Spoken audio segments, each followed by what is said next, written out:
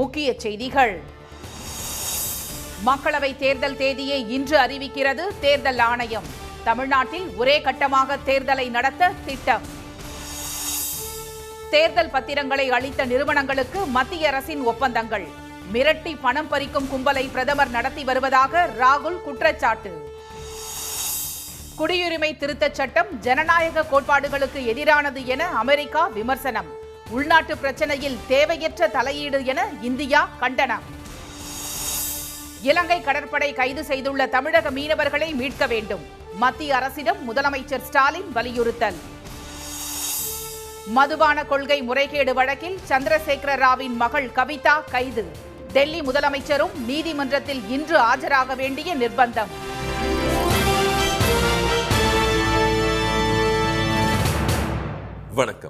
வணக்கம்.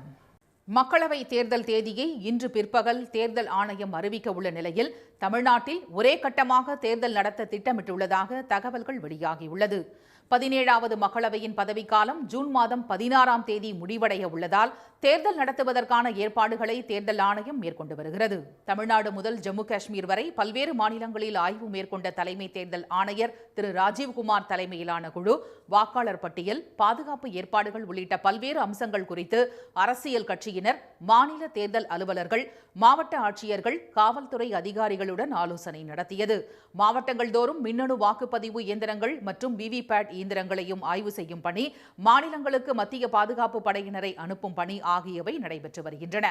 இதைத் தொடர்ந்து புதிதாக நியமிக்கப்பட்ட தேர்தல் ஆணையர்கள் திரு ஞானேஷ்குமார், திரு சுக்பீர் சிங் சந்து ஆகியோருடன் திரு ராஜீவ்குமார் நேற்று ஆலோசனை நடத்தினார். அதன் பிறகு தேர்தல் ஆணையம் வெளியிட்ட செய்திக்குறிப்பில் மக்களவை தேர்தல் தேதி குறித்த அறிவிப்பு இன்று பிற்பகல் 3 மணிக்கு வெளியாகும் என தெரிவிக்கப்பட்டுள்ளது. 543 மக்களவை தொகுதிகளுக்கு ஏப்ரல் மற்றும் மே மாதங்களில் பல கட்டங்களாக தேர்தல் நடத்தப்படலாம் என்றும் தமிழ்நாட்டில் ஒரே கட்டமாக தேர்தல் நடத்த தேர்தல் ஆணையம் திட்டமிட்டுள்ளதாகவும் கூறப்படுகிறது. மக்களவை தேர்தலுடன் ஆந்திரா, ஒடிசா, அருணாச்சல பிரதேசம், சிக்கிம் ஆகிய மாநிலங்களின் சட்டப்பேரவைகளுக்கும் தமிழகத்தில் காலியாக உள்ள விளவங்கோடு தொகுதிக்கும் தேர்தல் அறிவிக்கப்படும் என எதிர்பார்க்கப்படுகிறது. தேர்தல் தேதி அறிவிக்கப்பட்டவுடன் நடத்தை விதிகள் உடனடியாக அமலுக்கு வருவதுடன் தேர்தல் களம் சூடுபிடிக்கும். தொடர்ந்து 3வது முறையாக ஆட்சியை கைப்பற்றும் முனைப்பில் உள்ள ஆளும் பாஜக இதுவரை 267 தொகுதிகளுக்கு வேட்பாளர்களை அறிவித்துள்ளது. காங்கிரஸ் கட்சி 82 வேட்பாளர்களை களமிறக்கியுள்ளது. தமிழகத்தில் திமுக கூட்டணியில் தொகுதி பங்கீடு நிறைவடைந்த நிலையில் தொகுதி இறுதி செய்யப்பட்ட மார்க்சிஸ்ட் கம்யூனிஸ்ட் கட்சி மதுரையில் திரு சு வெங்கடேசனையும், திண்டுக்கல்லில் அக்கட்சியின் மாவட்ட செயலாளர் திரு சச்சிதானந்தத்தையும் வேட்பாளராக அறிவித்துள்ளது. அதிமுக, பாஜக கட்சிகள் கூட்டணியை இறுதி செய்வதில் தொடர்ந்து இழுபறி நீடித்து வருகிறது. தேர்தல் பத்திரங்கள் மூலம் உலகின் மிகப்பெரிய மிரட்டி பணம் பறிக்கும் கும்பலை பிரதமர் திரு மோடி நடத்தி வருவதாக காங்கிரஸ் எம்பி திரு ராகுல் காந்தி குற்றம் சாட்டியுள்ளார். இந்திய ஒற்றுமை நீதிக்கான பயணத்தின் இறுதிக்கட்டமாக மராட்டிய மாநிலத்தில் நடைப்பயணம் மேற்கொண்டு வரும் அவர் பால்கர் மாவட்டத்தில் செய்தியாளர்களை சந்தித்தார். அப்போது பாஜக அரசு ஆட்சி கட்டிலில் இருந்து நிச்சயமாக ஒரு நாள் அகற்றப்படும் என்று திரு ராகுல் காந்தி உறுதியாக தெரிவித்தார். பாஜகவுக்காகவும் RSS அமைப்புக்காகவும் வேலை செய்து வரும் சிபிஐ, அமலாக்கத்துறை, வருமான வரித்துறை அதிகாரிகள் மீது அப்போது கடும் நடவடிக்கை எடுக்கப்படும் என்று அவர் எச்சரித்தார். தற்போது தவறு செய்யும் அதிகாரிகள் மீது எடுக்கப்படும் நடவடிக்கை அதே தவறை மற்ற அதிகாரிகள் நினைத்து கூட பார்க்க முடியாதபடி கடுமையாக இருக்கும் என்று திரு ராகுல் காந்தி தெரிவித்தார். சில ஆண்டுகளுக்கு முன்பு தேர்தல் நிதியமைப்பை சுத்தப்படுத்த தேர்தல் பத்திரங்கள் திட்டம் வடிவமைத்ததாக திரு மோடி கூறியதாகவும், ஆனால் நாட்டின் மிகப்பெரிய கார்ப்பரேட் நிறுவனங்களை மிரட்டி பணம் பறிக்கும் வழி என்பது தற்போது தெரிய வந்துள்ளதாக அவர் விமர்சித்தார். CBI, ED, income tax department का प्रयोग किया जा रहा है, कंपनीज को एक्सटॉर्ट किया जा रहा है, बड़े-बड़े कॉन्ट्रैक्ट्स का शेयर लिया जा रहा है, कॉन्ट्रैक्ट देने से पहले इलेक्टोरल बॉन्ड्स दिए जा रहे हैं और फिर एकदम बाद कॉन्ट्रैक्ट दिया जा रहा है. शेल कंपनीज उसमें भरी हुई हैं. மகாராஷ்டிராவில் தேசியவாத காங்கிரஸ், சிவசேனா கட்சிகள் உடைக்கப்பட்டதை சுட்டிக்காட்டிய திரு ராகுல் காந்தி இதற்காக விசாரணை அமைப்புகளை பாஜக பயன்படுத்தவில்லை என்றும் மாறாக பணத்தை பயன்படுத்தியுள்ளதாகவும் குற்றம் சாட்டினார். தேர்தல் பத்திரங்கள் மூலமாகவே இந்த பணம் பாஜகவுக்கு வந்துள்ளதாக அவர் சுட்டிக்காட்டினார். இலங்கை கடற்படையால் கைது செய்யப்பட்ட தமிழக மீனவர்கள் உள்ளிட்ட 15 பேரை உடனடியாக விடுவிக்க நடவடிக்கை எடுக்க வேண்டும் என ஒன்றிய அரசை முதலமைச்சர் திரு மு க ஸ்டாலின் வலியுறுத்தியுள்ளார். ஒன்றிய வெளியுறவுத்துறை அமைச்சர் திரு ஜெய்சங்கருக்கு திரு ஸ்டாலின் எழுதியுள்ள கடிதத்தில் இந்திய மீனவர்கள் இலங்கை அதிகாரிகளால் அடிக்கடி கைது செய்யப்படுவது குறித்து பலமுறை கடிதம் எழுதியுள்ளதாக தெரிவித்துள்ளார். கடந்த வாரம் எழுதியிருந்த கடிதத்தில் இலங்கையில் சிறைபிடிக்கப்பட்டிருந்த 22 மீனவர்களையும் அவர்களது மீன்பிடி படகுகளையும் உடனடியாக விடுவிக்க கோரியிருந்ததாகவும் அவர் சுட்டிக்காட்டியுள்ளார்.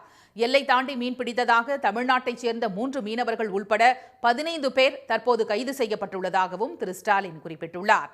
அடிக்கடி மேற்கொள்ளப்படும் இத்தகைய கைது நடவடிக்கையால் மீனவர்களின் வாழ்வாதாரம் சீர்குலைவதுடன் மீனவ சமூகத்தினரிடையே கொந்தளிப்பும் விரக்தியும் ஏற்பட்டுள்ளதாக குறிப்பிட்டுள்ள அவர் இந்த பிரச்சினைக்கு தூதரக நடவடிக்கையின் மூலம் தீர்வு காண வேண்டியது மிக அவசியம் என வலியுறுத்தியுள்ளார். எனவே இந்தியா இலங்கை கூட்டு நடவடிக்கை குழு கூட்டத்தை உடனடியாக கூட்டி அதன் மூலம் மீனவர்களையும் மீன்பிடி படகுகளையும் விடுவிக்க இலங்கை அதிகாரிகளை வலியுறுத்த வேண்டும் என்றும் திரு ஸ்டாலின் வலியுறுத்தியுள்ளார். இதற்கிடையே எக்ஸ் தளத்தில் அவர் விடுத்துள்ள பதிவில் கலைஞர் நூற்றாண்டு நூலகத்தில் 5 லட்சம் பார்வையாளர்கள் கடந்துவிட்டதாக பள்ளிக்கல்வித்துறை அமைச்சர் அன்பில் திரு மகேஷ் பொய்யாமொழி கூறியது மகிழ்ச்சி அளிப்பதாக தெரிவித்துள்ளார். கலைஞர் நூற்றாண்டு நூலகம் தென் மாவட்ட மக்களுக்கு அறிவு ஆலயமாக திகழ்வதாகவும் திரு ஸ்டாலின் குறிப்பிட்டுள்ளார். டெல்லி மதுபான கொள்கை முறைகேடு வழக்கில் தெலுங்கானா முன்னாள் முதலமைச்சர் திரு சந்திரசேகர ராவின் மகளும் முன்னாள் எம்பியுமான திருமதி கவிதாவை அமலாக்கத்துறை அதிரடியாக கைது செய்துள்ளது. இந்த வழக்கில் டெல்லி முன்னாள் துணை முதலமைச்சர் திரு மணீஷ் சிசோடியா, ஆம் ஆத்மி கட்சி எம்பி திரு சஞ்சய் சிங் ஆகியோர் கைது செய்யப்பட்டு சிறையில் அடைக்கப்பட்டுள்ளனர்.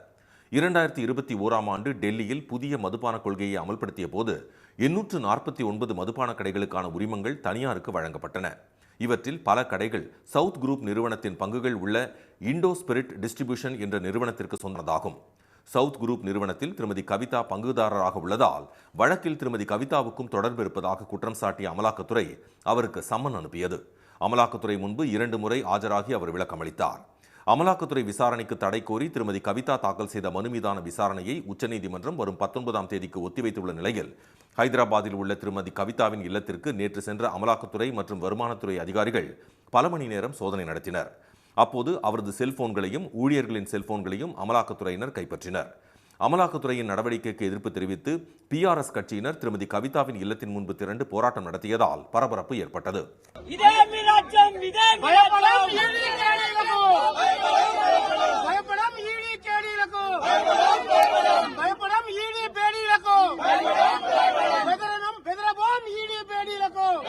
இதைத் தொடர்ந்து திருமதி கவிதாவை கைது செய்த அமலாக்கத்துறையினர் அவரை டெல்லிக்கு அழைத்துச் சென்றனர்.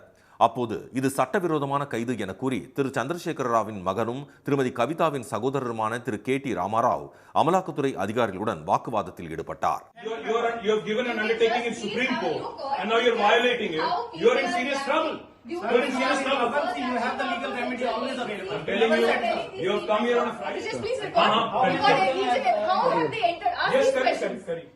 இதனிடையே இந்த வழக்கில் பலமுறை சம்மன் அனுப்பியும் டெல்லி முதலமைச்சர் திரு அரவிந்த் கெஜ்ரிவால் ஆஜராகாத நிலையில் டெல்லி ரோஸ் அவென்யூ நீதிமன்றத்தில் அமலாக்கத்துறை வழக்கு தொடர்ந்தது.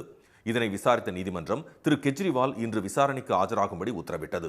இதனை எதிர்த்து அவர் தாக்கல் செய்த மனுவை டெல்லி மாவட்ட நீதிமன்றமும் தள்ளுபடி செய்தது. இதனால் மதுபான கொள்கை முறைகேடு வழக்கில் மெஜஸ்டிக் நீதிமன்றத்தில் திரு கெஜ்ரிவால் இன்று கட்டாயம் ஆஜராக வேண்டிய நிலை ஏற்பட்டுள்ளது. குடியுரிமை திருத்தச் சட்டம் குறித்த அமெரிக்காவின் கருத்து தேவையற்ற தலையீடு என்று இந்திய வெளியுறவுத்துறை அமைச்சகம் தெரிவித்துள்ளது.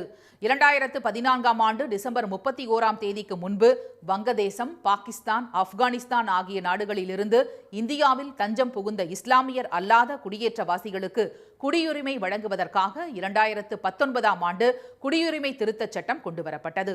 4 ஆண்டுகளுக்கு பிறகு கடந்த திங்கட்கிழமை அமலுக்கு வந்த இச்சட்டத்தின்படி இந்தியாவுக்கு அவர்கள் திரும்பிய ஆவணங்கள் தேவையில்லை என தெரிவிக்கப்பட்டுள்ளது. மக்களை மத ரீதியாக வேறுபடுத்தும் இந்த சட்டம் அமல்படுத்தப்பட்டது கவலை அளிப்பதாக அமெரிக்க வெளியுறவுத்துறை செய்தி தொடர்பாளர் மேத்யூ முல்லர் தெரிவித்தார். இந்த சட்டம் எவ்வாறு அமல்படுத்தப்படுகிறது என்பதை உன்னிப்பாக கண்காணித்து வருவதாகவும் மத சுதந்திரத்திற்கான மரியாதை, அனைத்து சமூகங்களையும் சட்டத்தின் கீழ் சமமாக நடத்துவது ஆகியவை ஜனநாயகத்தின் கோட்பாடுகள் என்றும் அவர் கூறினார். இதற்கு பதில் அளித்துள்ள இந்திய வெளியுறவுத்துறை செய்தி தொடர்பாளர் திரு ரந்தீர் ஜெய்ஸ்வால், இந்தியாவின் உள்நாட்டு பிரச்சனையில் அமெரிக்காவின் கருத்து பொருத்தமற்றது என்றும் தேவையற்ற தலையீடு என்றும் விமர்சித்தார். As regards the US State Department's statement on the implementation of CAA, and there have been comments made by several others, we are of the view that it is misplaced, misinformed and unwarranted. India's constitution guarantees freedom of religion to all its citizens. There are no grounds for any concern or treatment of minorities. குடியுரிமை திருத்தச் சட்டம் குடியுரிமை வழங்கும் சட்டம் என்றும் குடியுரிமையை பறிப்பது அல்ல என்றும் திரு ரந்தீர் ஜெய்ஸ்வால் விளக்கமளித்தார். நாடற்ற தன்மையின் பிரச்சனையை குறிக்கும் இந்த சட்டம் மனித கண்ணியத்தை வழங்குகிறது என்றும் மனித உரிமைகளை ஆதரிப்பதாகவும் அவர் கூறினார். இந்தியாவின் பன்மைத்துவ மரபுகள், பிராந்தியத்தின் பிரிவினைக்கு பிந்தைய வரலாறு ஆகியவை குறித்த புரிதல் இல்லாதவர்கள் பேசாமல் இருப்பது நல்லது என்று திரு ரந்தீர் ஜெய்ஸ்வால் சாடியுள்ளார். கர்நாடக முன்னாள் முதலமைச்சரும் பாஜகவின் மூத்த தலைவருமான திரு எடியூரப்பா மீது போக்சோ சட்டத்தின் கீழ் வழக்கு பதிவு செய்யப்பட்டிருப்பது பரபரப்பை ஏற்படுத்தியுள்ளது. கர்நாடகாவில் 17 வயது சிறுமிக்கு பாலியல் தொந்தரவு கொடுத்ததாக திரு எடியூரப்பா மீது சதாசிவம் நகர் காவல் நிலையத்தில் பாதிக்கப்பட்ட பெண்ணின் தாயார் புகார் அளித்துள்ளார். அதில் கடந்த மாதம் 2ஆம் தேதி திரு எடியூரப்பாவை அவரது இல்லத்தில் தமது 17 வயதுடைய மகளுடன் சந்தித்து உதவி கோரியதாகவும் அப்போது தனது மகளுக்கு அவர் பாலியல் தொந்தரவு கொடுத்ததாகவும் தெரிவிக்கப்பட்டுள்ளது. இந்த புகாரின் அடிப்படையில் திரு எடியூரப்பா மீது போக்சோ சட்டத்தின் கீழ் போலீசார் வழக்கு பதிவு செய்துள்ளனர். இதுகுறித்து செய்தியாளர்களிடம் பேசிய மாநில உள்துறை அமைச்சர் திரு பரமேஸ்வர், இதில் எந்த அரசியல் நோக்கம் இல்லை என்றும் விசாரணை முடிவில் வழக்கு குறித்து விரிவாக தெரிவிக்கப்படும் என்றும் கூறினார். In Sadashinagar police station against Sri Yediyurappa, our former chief minister, saying that her daughter was molested and things like that. So they have taken a case, they have registered the case. Now the investigation is on. இந்நிலையில் தம் மீதான குற்றச்சாட்டு குறித்து செய்தியாளர்களிடம் விளக்கம் அளித்த திரு எடியூரப்பா, ஒரு மாதத்திற்கு முன் தம் வீட்டின் முன்பு பெண் ஒருவர் தமது மகளுடன் அழுது கொண்டிருந்த போது அவர்களை அழைத்து பண உதவி செய்ததாக கூறினார். ஒருவருக்கு உதவி செய்தால் இவ்வாறு பிரச்சனையில் முடியும் என்பதை தாம் எதிர்பார்க்கவில்லை என்றும் அவர் தெரிவித்தார். தம் மீது புகார் அளித்துள்ள பெண் மனநலம் பாதிக்கப்பட்டவர் என்றும் அவரது குற்றச்சாட்டை சட்ட ரீதியாக எதிர்கொள்ள உள்ளதாகவும் திரு எடியூரப்பா கூறினார்.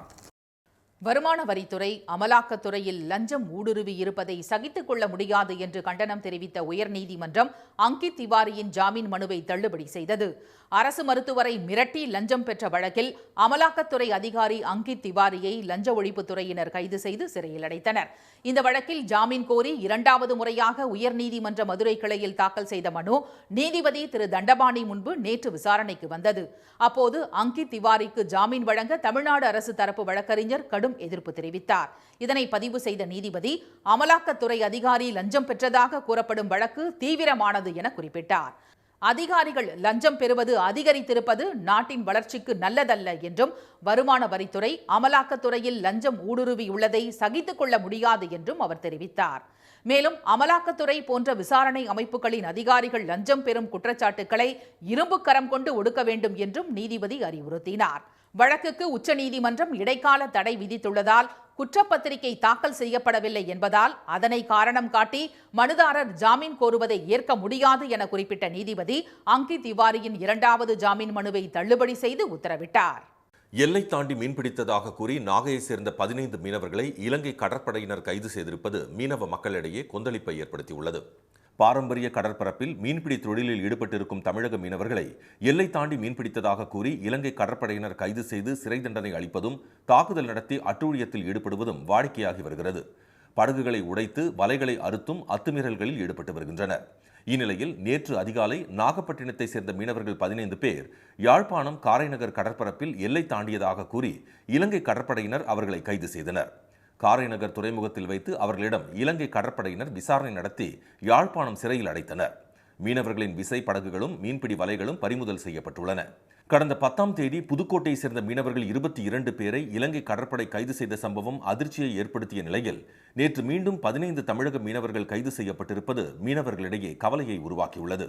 இதற்கிடையே இலங்கை கடற்படையினரின் அத்துமீறல் முடிவே இல்லாமல் தொடர்வதாக தெரிவித்துள்ள பாமக தலைவர் திரு அன்புமணி, நாகை மீனவர்கள் 15 பேர் கைது செய்யப்பட்டிருப்பதை சகித்துக் கொள்ள முடியாது என்று கூறியுள்ளார்.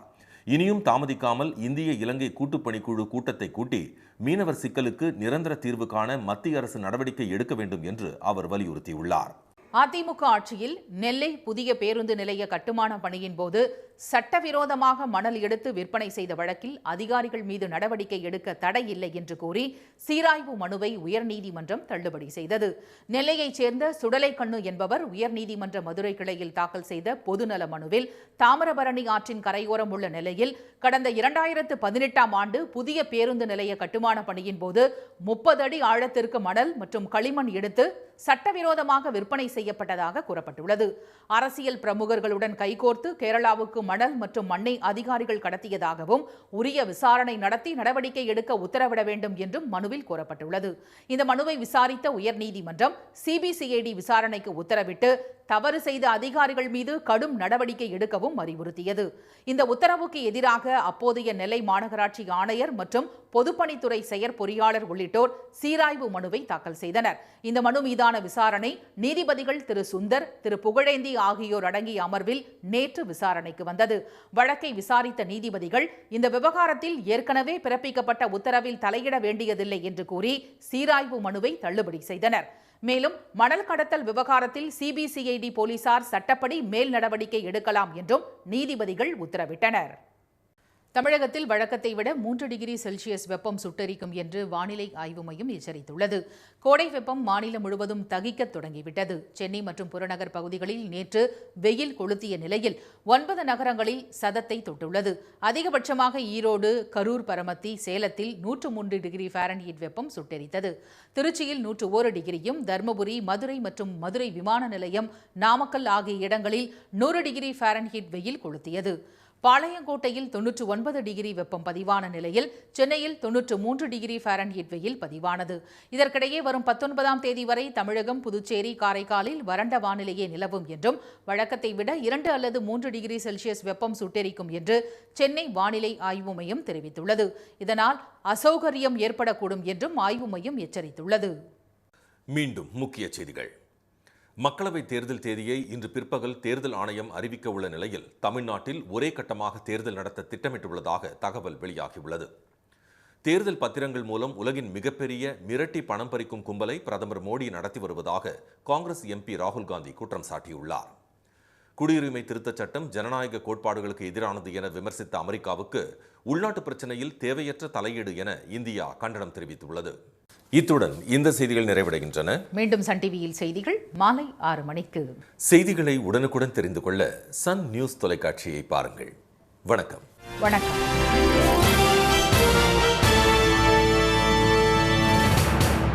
உடனுக்குடன் செய்திகளை தெரிந்து கொள்ள சன் நியூஸ் பெல் ஐகானை கிளிக் பண்ணுங்க.